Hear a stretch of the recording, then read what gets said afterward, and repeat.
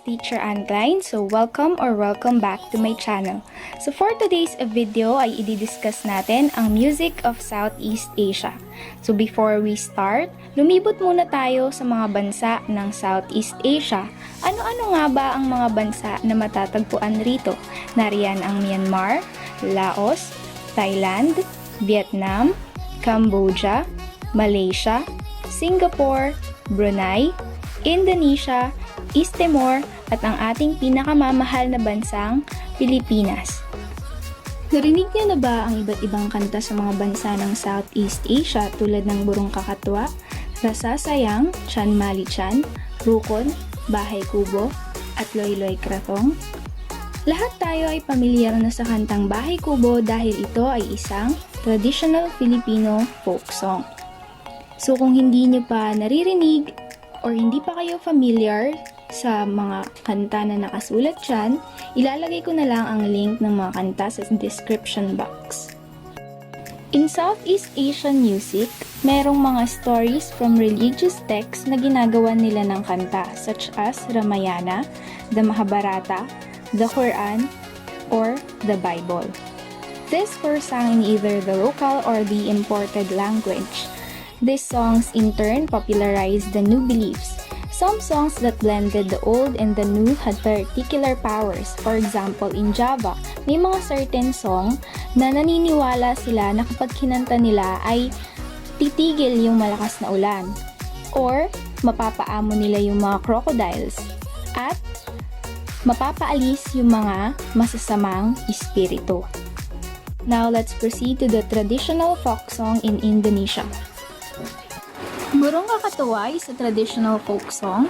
It comes from the Ambon in the Moluccas but has spread found in other parts of Indonesian archipelago and beyond. Burung Kakatua is from a kakatu, kakatua, and the village grandmother who listens to kakatu singing. Ang burung kakatua ay hango sa isang species ng parot na ang tawag ay kakatu at isang matandang nakikinig sa ibon habang ito ay kumakanta. Next is a traditional folk song that is popular to the three countries. Rasa Sayang. Rasa Sayang literally means a loving feeling. Is a folk song in Malay language. It is from Maluku, Indonesia, and popular in Malaysia, Singapore, and Philippines. The basis of Rasa Sayang is similar to Dondang Sayang and other Malay folk songs, which take their form from the pantun, a traditional ethnic Malay poetic form. Pinag-awayan pa ng mga Indonesian and Malaysian ang folk song na ito dahil sinasabi ng mga Indonesian na sa kanila ito nagmula. Ganon din naman ang sinasabi ng mga Malaysian. Ngunit sa huli, nagwagi pa rin ang mga Indonesian dahil idineklara ito na isang Indonesian folk song. Narito ang lyrics ng Burung Kakatua bahasa Indonesia at ang translated version nito na may title na The Kakatu. Ito naman ang Rasa Sayang at ang translated version nito in English na I've Got That Lovely Feeling. Musical elements of Southeast Asia. Music is an art form and cultural activity whose medium is sound. Kaya siya tinawag na isang art form dahil dito natin na-express yung mga feelings natin. Sino ba naman ang hindi nakikinig ng music? Pag malungkot ka, pag masaya ka, kapag meron kang pinagdadaan ng problema, pag nasa CR ka, ikaw ay kumakanta o kaya nakikinig ng music.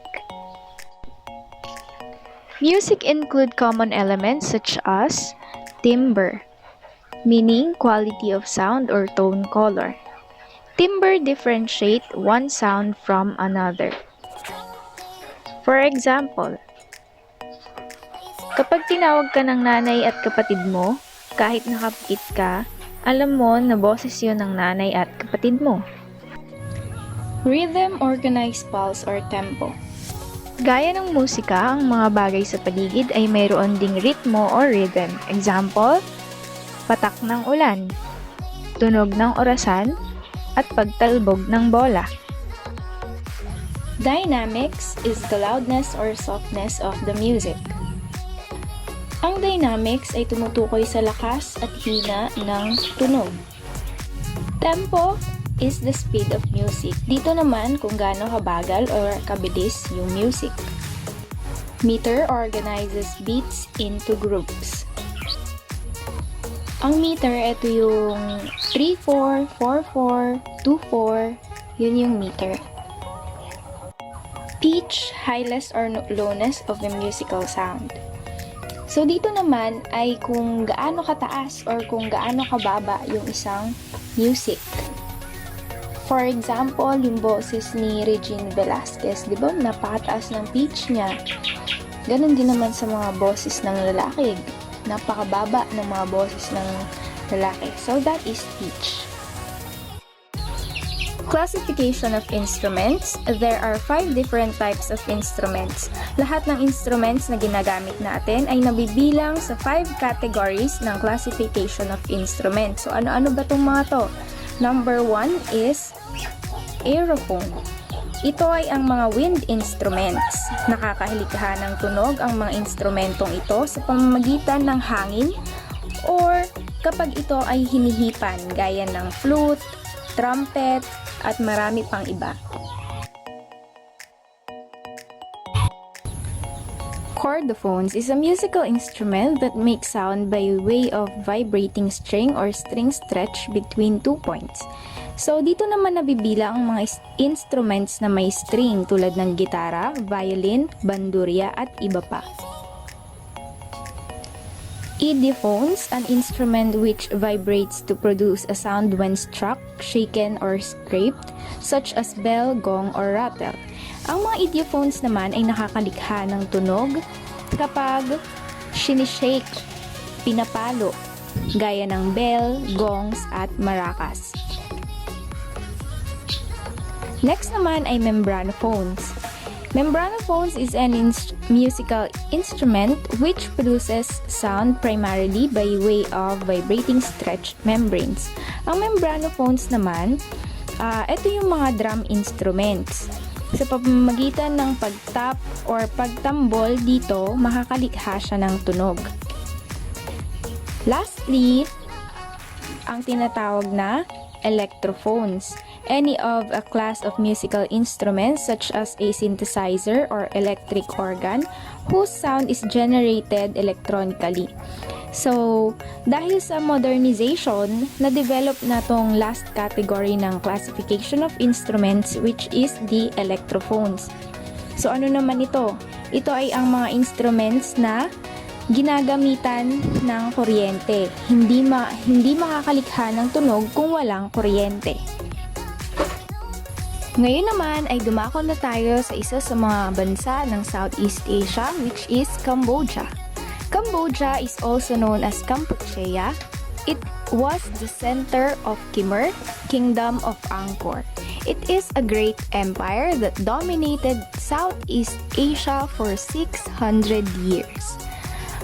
Vocal music of Cambodia is the Cambodian court music. Feature choruses with large orchestras based on struck keys and gongs. Ang instrumental music naman dito ay ang tinatawag na pinpeat. It is a musical ensemble that usually accompanies ceremonial music of the royal courts and temples. Pag sinabi nating ensemble, ito ay grupo ng mga instruments. Ano-ano ba yung mga kabilang na instruments? At saan bang categories na kabilang yung mga instruments na nandito sa pinpeat? First is sampor. Sampor is a double-headed drum played with hands. So, isa siyang drum. So, saan siya nakabilang? Sa membranophone. Next is onyat. It is a xylophone. Ang classification of instrument niya ay idiophone. Ching is a finger cymbals. Same with onyat, ang classification of instrument niya ay idiophone. Scorthom, 2 big drums, similar to Japanese. Pag sinabi nating drums, ang classification ng instrument ay membranophone. And the kongbong, isa siyang gong circles. So, It is an idiophone. Ngayon naman ay lumipad na tayo papunta sa bansang Indonesia. Indonesia is an archipelago comprising approximately 17,500 islands. It is the world's fourth most populous country with over 238 million people and also the fourth biggest nation in the world. So ang Indonesia pala ay isa ring malaking bansa. Pang-apat siya sa may pinakamaraming populations or populasyon sa buong mundo. And it is also the fourth biggest nation in the world. Ngayon naman ay pag-usapan natin ang music ng Indonesia. There are two basic kind of Indonesian music scale used in their vocal and instrumental music.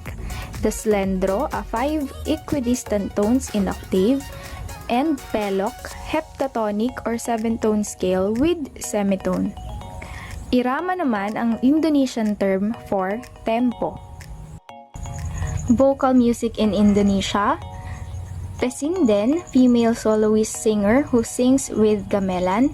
Kapag pesinden, ito ay mga babaeng soloist or nag-iisang female singer na kumakanta na ang kanyang background music or its accompaniment is the gamelan ensemble.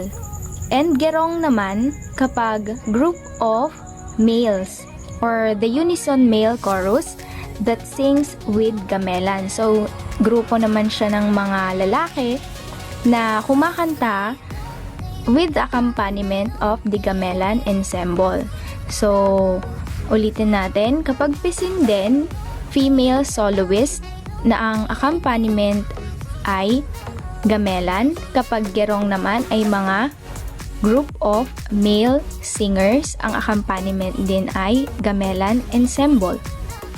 Dahil nabanggit na rin natin kanina yung gamelan, gamelan is an instrumental music in Indonesia. It is a musical ensemble that contains instruments such as metallophones, xylophones, kendang, and gongs, bamboo flutes, bowed, and plucked strings. So, ito yung itsura ng mga instruments ng gamelan. Ang gamelan ensemble ay ginagamit to accompany dances, songs, and wayang kulit. Wayang kulit is a shadow puppet play. Naniniwala din sila na it possesses supernatural powers. And they consider the instruments as sacred. Therefore, kapag inapakan mo yung instruments, it is a sign of disrespect. Yung mga musicians, nagbabaw muna sila bago gamitin or i-play yung instruments to show respect. Thailand. Thailand is formerly known as Siam. Thailand is known for being the sole nation on Southeast Asia that has never been ruled by a Western power. It is also known as Muang Thai, which means land of the free. Music is theoretically based in the 5-tone or 7-tone scale system. It is not confined to the royal courts, but also used extensively in dance, theater, and in ceremonies. Ang Thailand ay ang bansa sa Southeast Asia na hindi nasakop ng Western power. Kaya tinawag siyang Land of the Free or Muang Thai in Thailand. Vocal music of Thailand. Songs of Thailand have inherently poetic lyrics which allow a singer or performer to easily define the melodic lines. Instrumental music of Thailand. PFAT, a mid-size orchestra that is performed in either outdoor style with hard mallets or indoor style with padded mallets. So, ito yung example niya. So, this ensemble is being used or commonly used in burial ceremonies or yung mga may burol. Ganon. Next is the Kruwangsai. It is an orchestra that combines some of the percussion and wind instruments of the PFAT with an expanded string section. This group is primarily used for indoor performances and for the accompaniment of stick puppet theater. So this is the example.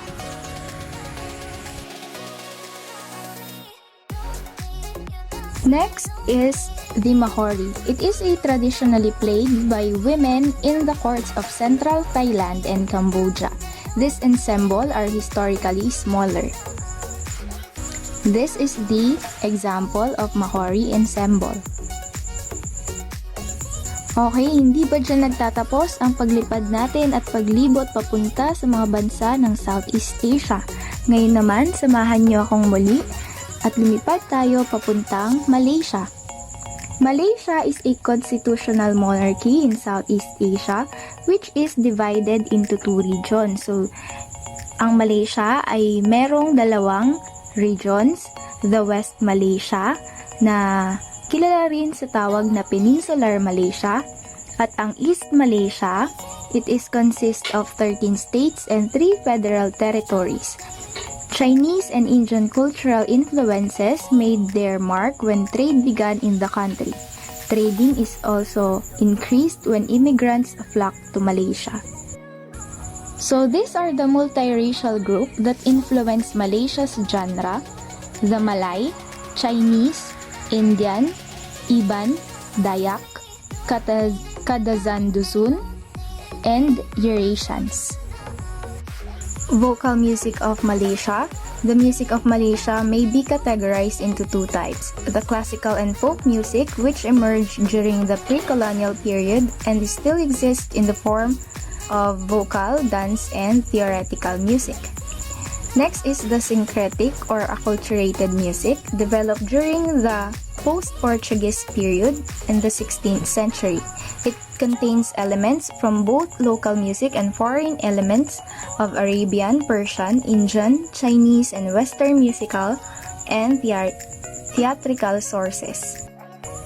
Instrumental music of Malaysia. Musical instruments of Malaysia are greatly associated with their culture and roots. Due to colonization, the stages of development of Malaysian instruments are great. They share some common features in Indian musical instruments. After the colonization of Malaysia by the British, the musical development was influenced by Western music. Now let's proceed to the musical elements and types of performances in Malaysia. First is the Agong and Kulintang. Ito ay isang gong-based musical ensemble na madalas gamitin sa mga funerals and weddings in East Malaysia. This type of ensemble is similar to the Kulintang of the Philippines, Brunei, and Indonesia.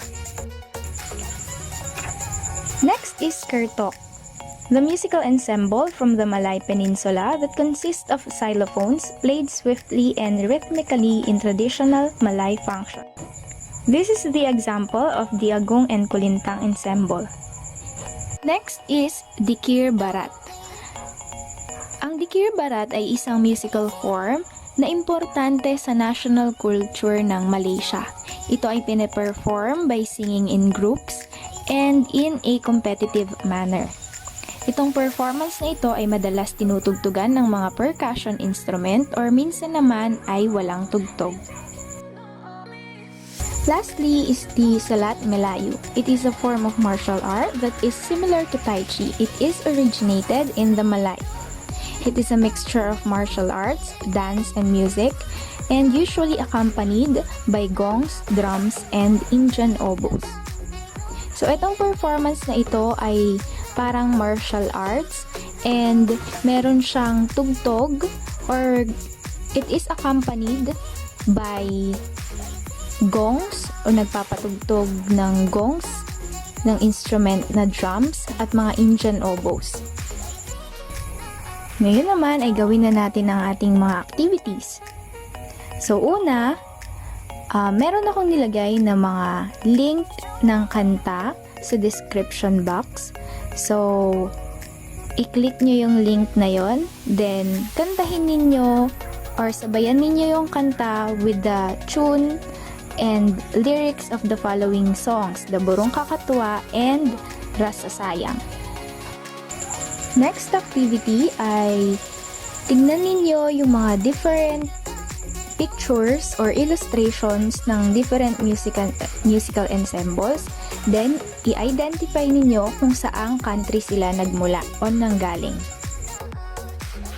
Okay, yung eto namang next activity natin ay i-identify ninyo kung anong ensemble yung nakasulat. Ito naman ay i-identify nyo rin ulit kung ano yung musical ensemble na yun, pero in a multiple choice na form of question. Okay, now let's check your answers.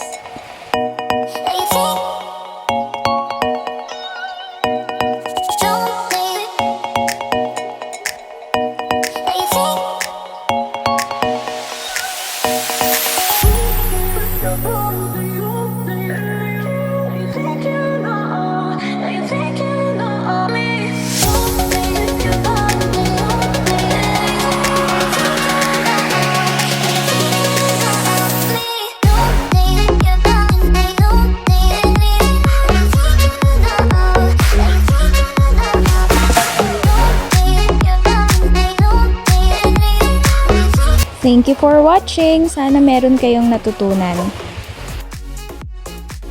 And please don't forget to hit like, share, and subscribe. Thank you!